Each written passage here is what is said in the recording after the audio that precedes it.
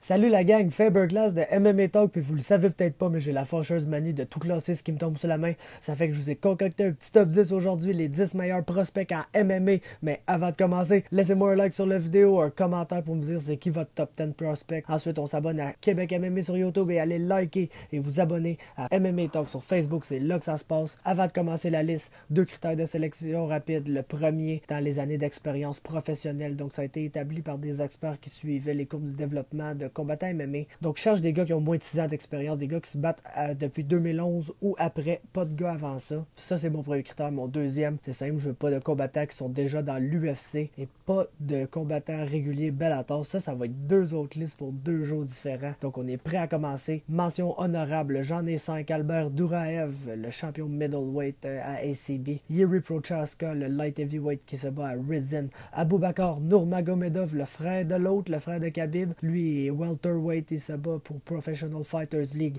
Un autre gars de Professional Fighters League, André Harrison, le featherweight qui est invaincu. Et finalement un autre featherweight, Magomed Idrissov, qui est aussi invaincu. 8-0 se bat pour One. Commençons donc la fameuse liste. Et au numéro 10, j'ai Artem Frolov. C'est un combattant middleweight, le champion middleweight en fait de M1 Global. Il vient de gagner ce titre-là en battant le vétéran UFC Kai Magalesh dans un combat de 5 rounds où, écoutez, si vous avez vu l'entrevue Magalesh, le gars, il est littéralement méconnaissable. Il a même pas l'air d'un humain tellement qu'il y a des bosses d'en face. C'est Frolov qui a fait ça pendant 25 minutes sans arrêt. Le gars est 10-0. Ses adversaires avaient un pourcentage de victoire de 60,75% quand ils l'ont affronté. Le gars a 4 victoires par KO, 4 victoires par soumission, une victoire de 25 minutes par décision. Comme je vous ai dit, il a battu Kai Magalesh, Luigi Fioranti et même Ayub Gimbatov, un autre excellent prospect. Le gars a commencé à se battre pro en 2014. Puis Artem Frolov, c'est comme un peu tous les combattants russes, on se demande si un jour on va avoir la chance de les voir dans l'UFC parce que c'est des gars qui peuvent devenir très populaires et faire beaucoup d'argent dans les promotions russes. Mais n'empêche qu'Artem Frolov, c'est un gars qui est sur la map à middleweight depuis qu'il a battu Magalesh. Puis c'est un gars à surveiller ici pour faire son chemin jusqu'à l'UFC un jour.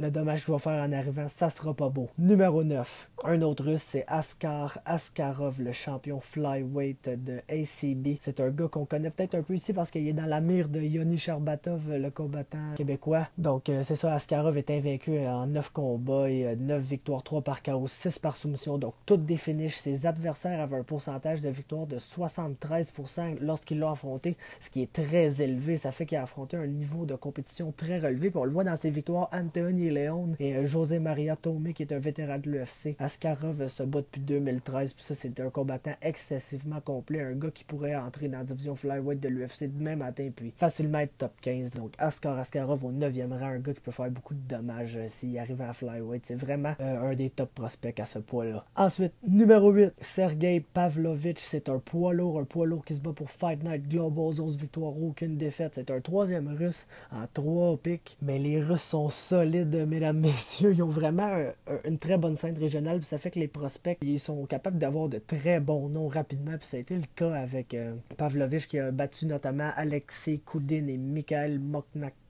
C'est un gars qui a 8 KO en 11 victoires, une décision de 25 minutes, ça a été contre Moknatkin. C'est un gars qui se bat seulement depuis 2014. Il est champion heavyweight là-bas, puis et c'est probablement en ce moment le deuxième meilleur heavyweight au monde hors de l'UFC, avec Vitaly Minakov en fait. Puis là-dedans, j'inclus les gars de Bellator comme Sheikh Kongo et compagnie. Écoutez, Pavlovich, c'est vraiment un excellent prospect. C'est un gars qui est jeune puis qui va encore se développer, puis il est dangereux. Et en parlant de dangereux, on passe au numéro 7, on a Mateusz Gamrot, le Polonais. Lui est dangereux dans tous les aspects. On l'a vu dans son dernier combat contre Norman Park. Écoutez, même son cornerman a frappé Norman Park après le combat, tellement que ce combat-là avait viré à la bisbée complète après plusieurs falls de Gamrot, des high pokes, des coups de pied dans les noix, etc. Mais n'empêche que c'est un rematch parce que Gamrot a déjà battu Norman Park, il a déjà aussi battu Mansour Barnoui et l'autre excellent prospect Marif Piraev. C'est un gars, lui, se bat pro depuis 2012. C'est un des plus expérimentés sur la liste ici, mais c'est le champion lightweight de KSW. Un gars qui a 13 victoires, aucune défaite, puis il a de faire un no contest dans son dernier combat contre Park. Mais c'est un gars que ses adversaires avaient 72,82% de victoire au moment où il l'a affronté. Un autre gars qui a affronté de la compétition très relevée malgré son jeune âge. Et c'est un gars qui, s'il a battu Norman Park est un gars encore compétent. Je sais même pas pourquoi il est plus dans l'UFC. Fait qu'on peut dire que Gamrot est probablement un top 40 à 155 livres présentement. Puis considérant comment la division 155 livres est énorme, ça le place place devant beaucoup de gars UFC, ça, est au 40e rang. Donc, Gamrot au 7e rang, un des meilleurs lightweight en ville, mais on en a deux autres sur cette liste-là, et l'autre est au 6e rang. C'est Robert Watley, le champion lightweight de LFA. Ça, c'est un gars qui a perdu son premier combat pro, il n'a pas perdu depuis, il est maintenant 9-1. Le pourcentage de victoire de ses adversaires, 73,68%. Il a 4 victoires par KO, une victoire par soumission, une victoire de 25 minutes. Il a battu Thiago Moises, il se bat depuis 2014 et c'est un gars excessivement athlétique qui est bon dans tous les aspects. Puis c'est un des prospects américains, sinon le prospect américain ou nord-américain même le plus en vogue en ce moment. C'est probablement le gars en Amérique du Nord qui a le plus de chances d'être dans l'UFC. On sait souvent les champions LFA gagnent le titre puis ils n'ont même pas le temps de le défendre. Ils reçoivent un appel de l'UFC. Fait que c'est un gars qui peut être dans l'UFC d'après moi du jour au lendemain s'il y a un candidat pour se faire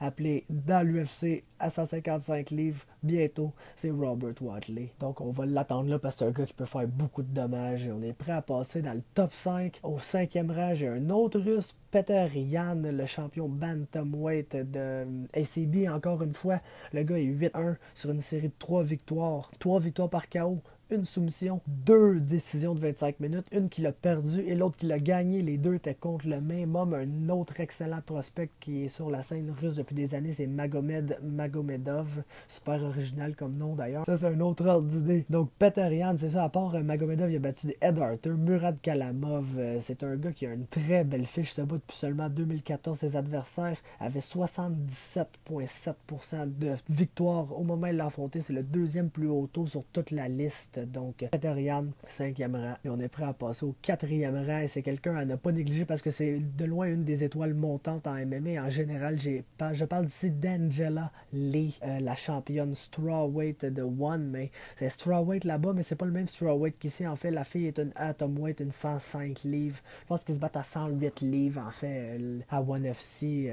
Mais écoutez, la fille est 8-0, 6 victoires par soumission. On en a vu beaucoup dans les highlights. Une victoire par KO, sa seule décision. Un classique de 25 minutes contre Mei Yamaguchi qui avait énormément de combats pro à ce moment-là. Elle a aussi battu des filles comme Istela Nunes et Jenny Wang. Elle est dans une division qui est très mince, puis elle est clairement déjà la deuxième meilleure après Ayaka Hamasaki, puis beaucoup attendent le duel entre ces deux filles-là pour déterminer qui est la meilleure au monde. Je pense qu'elle va affronter Jin Free bientôt, puis c'est ça l'affaire avec Angela Lee, c'est qu'elle se bat pro depuis 2015. La fille est en tout début de carrière, puis elle fait déjà des choses absolument sensationnelles. Donc, pour vrai, cette fille-là, si elle devient un peu plus grosse, puis elle fait pas trop d'argent avec One. C'est ça qui arrive avec One. Des fois, eux autres aussi payent très bien leurs combattants, donc ils sont tentés de rester en Asie, mais c'est une fille que, si elle devient si grosse que l'UFC sans qu'ils ont besoin d'elle, ils pourraient ouvrir une division carrément avec cette fille-là, comme ils ont fait avec Ronda Rousey à 135 livres. Ça serait la candidate parfaite pour amener 105 livres dans l'UFC. 3e rang, Batraz Agnaev. Ça, c'est un gars qui a très peu d'expérience, seulement 4 combats pro.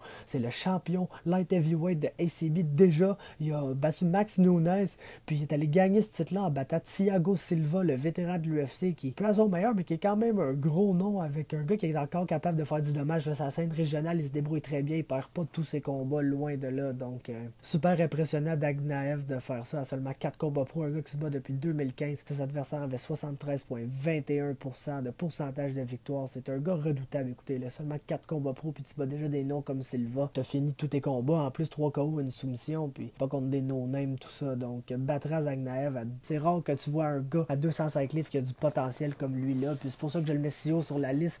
C'est peut-être parce que sa division en a vraiment besoin. On passe au numéro 2, Lowen Tenanes. C'est le gars qui a le plus d'expérience en termes d'années professionnelles sur la liste. Il est 9-0. Il commence à se battre en 2011. Il se bat pour One. C'est le gars qui a le meilleur pourcentage de victoires de ses adversaires sur toute la liste. Ses adversaires avaient gagné 78% de leurs combats au moment où ils l'ont affronté. En 9 victoires, lui, il a 2 KO, 4 soumissions. Un gars qui est capable de se rendre dans la division. Un gars excessivement complet. Un Hawaïen qui s'entraîne avec Max Holloway. Puis ce gars-là, il est prêt pour l'UFC. Il a battu des gars comme Edward Folayang, genre à son 4e combat pro. Puis il a battu Koji Ando. Des gars qui sont des staples de la scène asiatique à One. Puis il les a tous battus. Le gars, il est prêt pour l'UFC. Puis c'est un gars qui peut faire des ravages en arrivant. Là, ça, c'est vraiment un top-notch prospect, considérant qu'il s'entraîne jour et nuit avec Max Holloway. Puis quand tu vois la coche que Max Holloway a pris dans les dernières années, donc c'est le 2e meilleur prospect au monde et c'est pas pour rien. Cependant, le cream of the crop, et c'est un prospect nord-américain, je parle de José Torres. C'est le champion bantamweight et flyweight de Titan FC. C'est un flyweight naturel. Écoutez, le gars a commencé à se battre en 2016. Il a 5 combats professionnels. Et il a déjà 2 titres dans 2 divisions différentes dans sa promotion actuelle. Puis pour gagner ces titres-là, à 135 livres, il a battu Farkad Sharipov, qui est un journeyman régional, avec quand même une bonne fiche. Je pense qu'il est 16-8 ou quelque chose comme ça. Donc c'est un gros niveau de compétition. Puis à flyweight, c'est encore mieux. Il a battu Pedro Nobre, qui est pas un gars connu, mais qui, d'après moi, c'est un gars qui est top 20 au monde depuis pas mal longtemps. C'est un gars qui était un des meilleurs flyweight avant même que flyweight soit dans l'UFC. Puis écoute, il était encore là. Puis le gars, il a comme 2-3 défaites à sa fiche. Puis une de ceux-là. Et José Torres, un gars qui avait 3 ou 4 combats pro au moment où il l'a affronté. Puis il l'a battu. Donc il se bat en Amérique du Nord. C'est un gars qui se bat pour une promotion que l'UFC aime beaucoup aller recruter. Mais écoutez, il se bat pro depuis 2016. Il est déjà vraiment pas loin de l'UFC, considérant qu'il a déjà battu un gars qui, selon moi, est top 20 dans le monde. Fait que c'est ça. C'est juste débile, un gars qui se bat pro depuis même pas 2 ans, qui est déjà prêt à affronter des top 15. Sky's the limit pour ce gars-là. Si vous voulez un nom en MMA qui est susceptible d'un jour détrôner Demetrius Johnson, si Demetrius Johnson est encore là au moment où il arrive au sommet, puis on s'attaque flyweight, c'est pas la division la plus dure à graver les échelons non plus. Donc José Torres, c'est vraiment un combattant excessivement spécial. Et puis je suis très excité de voir qu'est-ce qui peut arriver avec lui dans le futur. Ça conclut ma liste des 10 meilleurs prospects en MMA. Laissez-moi un like sur la vidéo. Laissez-moi un commentaire pour me dire si vous êtes d'accord avec ça, si je suis complètement dans le champ. Est-ce que j'ai oublié quelqu'un? Est-ce que je devrais avoir honte d'avoir oublié quelqu'un? Abonnez-vous à Québec MMA, allez liker et vous abonner à MMA Talk sur Facebook et on se voit une prochaine fois.